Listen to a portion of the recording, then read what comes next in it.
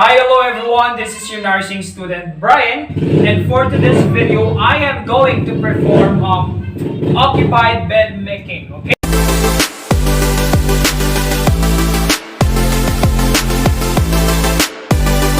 The process and the procedure of occupied bed making. We all know that occupied bed making is making the bed where the patient's physically available in the bed or the bed is being retained for the patient or client. Soiled linen is infectious to the patient. If a patient is unable to move or leave the bed, you will need to change the bed sheets while the patient is occupied in the bed. The purpose of occupied bed making is to conserve the client's energy, okay? To promote client's comfort, okay? To provide a clean, neat environment for the client or patient. Also, this is to provide a smooth, wrinkle-free bed condition, thus minimizing sources of skin irritation or reaction. Okay.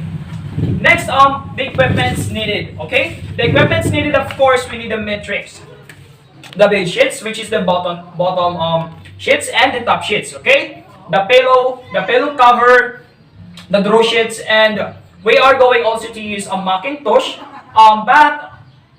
But if our client is how will I say is unconscious, okay?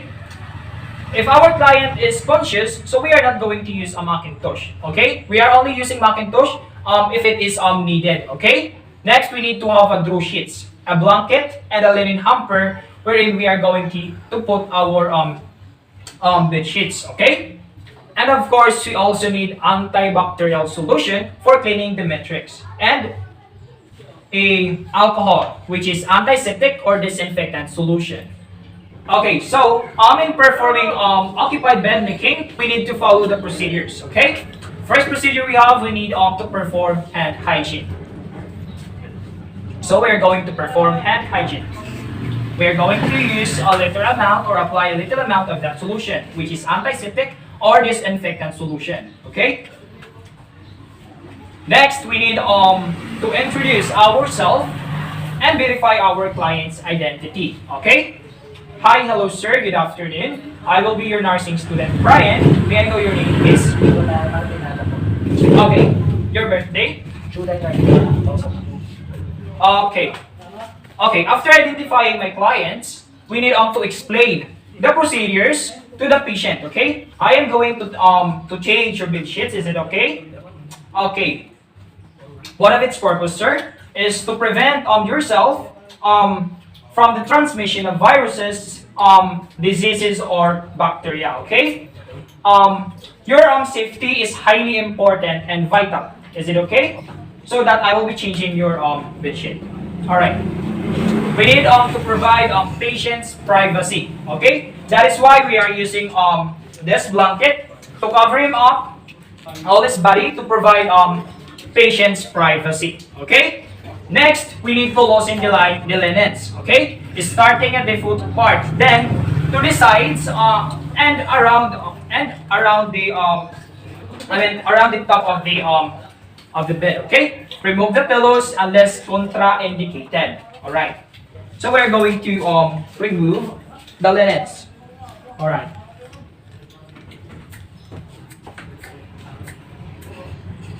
Ensure that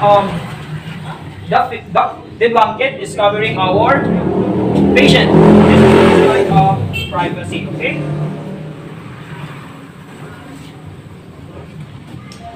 Okay.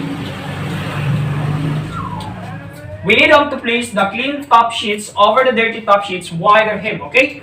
Wrong side out. Okay, the head part of the bed. Okay, we need to spread it. Then remove the dirty linens without exposing the patients. Okay. All right. So we need to remove the linens without exposing the body of our patient. We need to provide our patient or client's privacy. Okay. All right.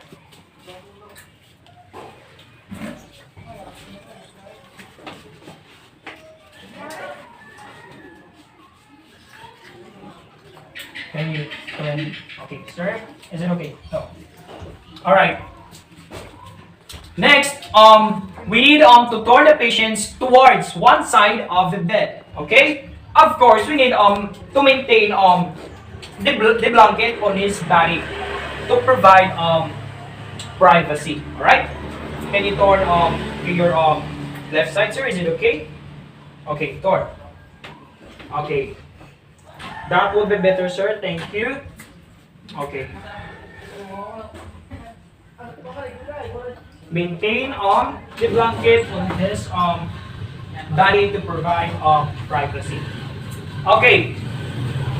Then we are going to place the bottom sheets. Okay.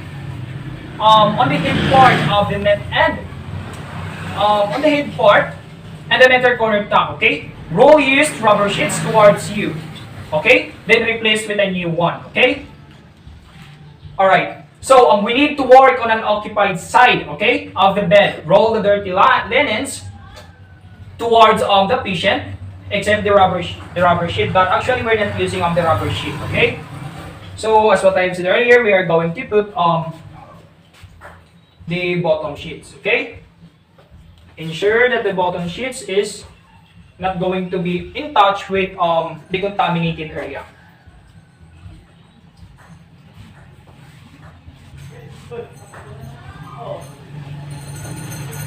Okay. For a while, sir.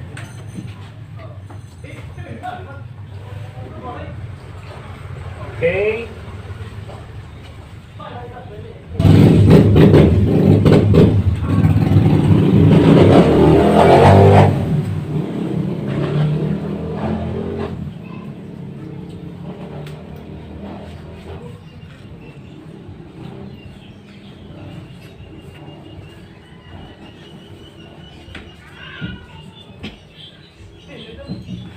Okay. For a while, sir.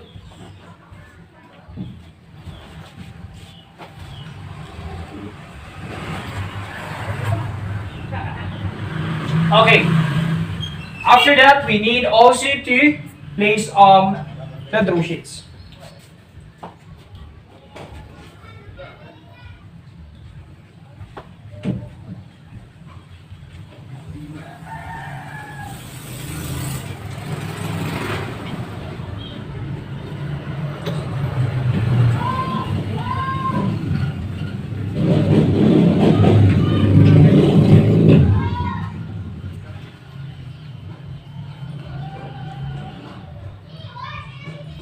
Okay. Can you turn back, sir, for me? Okay. Okay, be careful. Okay. See, turn back. Alright.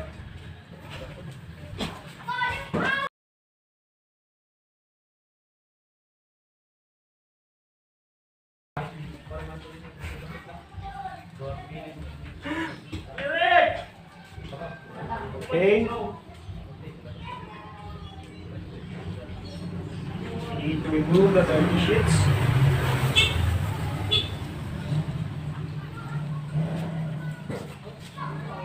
Okay.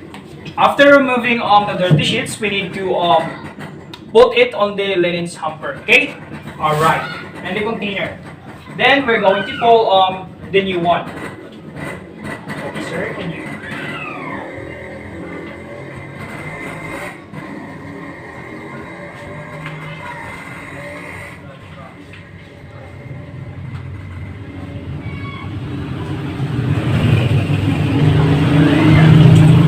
Okay, so there you have it. Can you pull your shoulders, sir? Is it okay? Okay.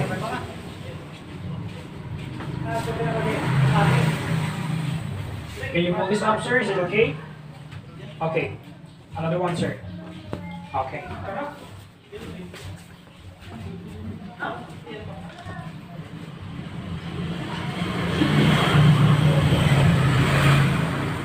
Then we need to draw a measured corner.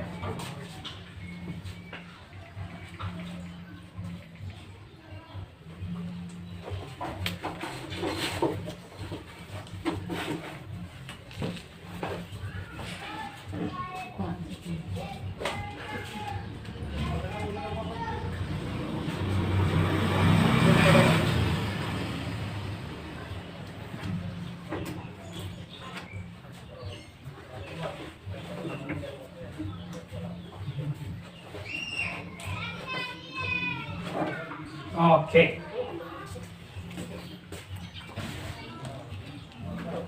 Okay. After that one, the drawsheets. Okay. Of course, we need to maintain the blanket on the entire body of our patients to provide patient's privacy or client's privacy. Okay. Next thing we need to do is to put the top sheets. Okay.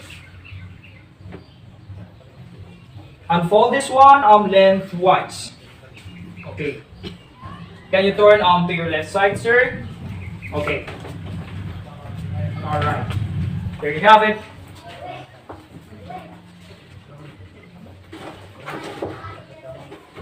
Okay.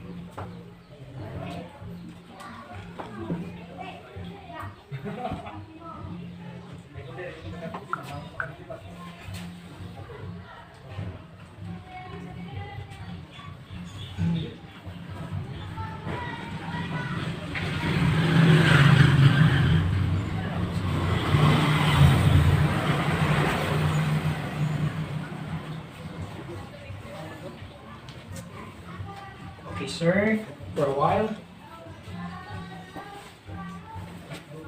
Okay, sir, for a while. Then I'm going to remove the blanket, change it with the top sheets, okay? And put this one on the linen hamper. Alright.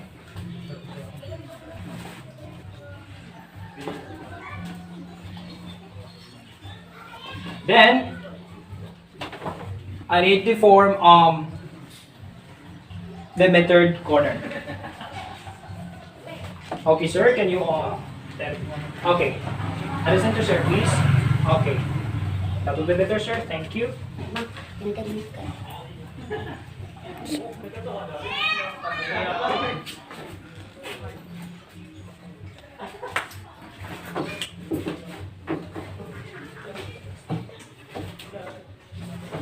Okay.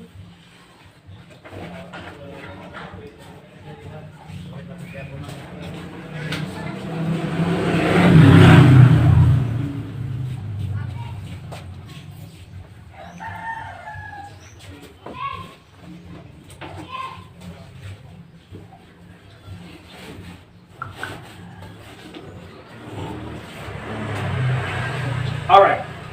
After that, we need to ensure that our bed sheets is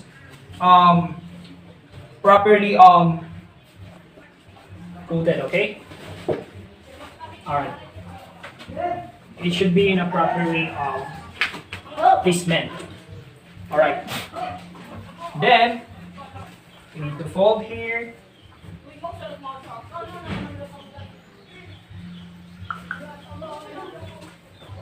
You can have your hands, sir. Okay. That would be better. Okay. Then adjust here. Okay.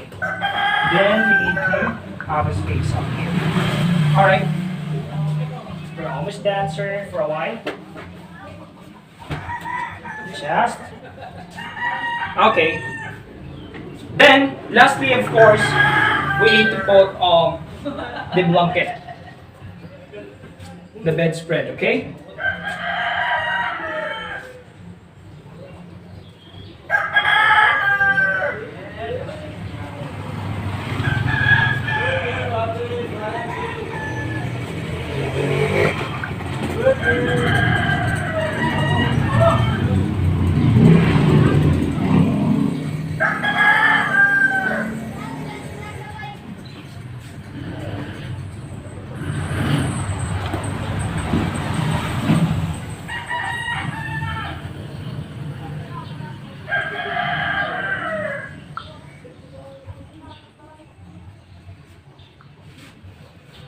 Okay, sir. Alright. Then we need to have a method corner. It's always the same process as the unoccupied bed making. Okay? There you go.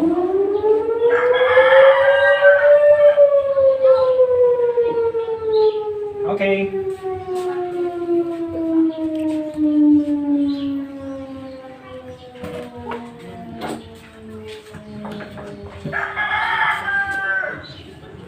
Okay. And lastly, we are going to change the pillow cover, and then we're almost done. Okay, sir. All right. For a while, sir.